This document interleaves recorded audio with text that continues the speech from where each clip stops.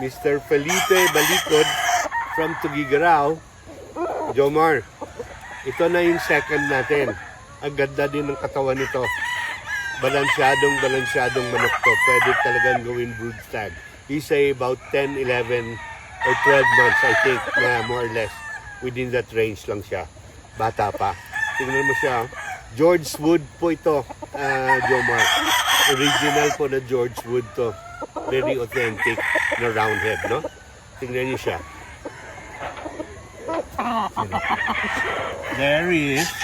Ang ganda ng tayo niya. Hindi ka mapapahiya nito. So, Jomar, itong brood bull stag, his leg band number is 438. 438. And the two pure pullets na Boston, roundheads also, the leg band number is 1355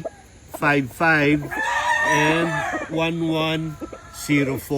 Ito ang second trio na ipapadala ko sa iyo within the week.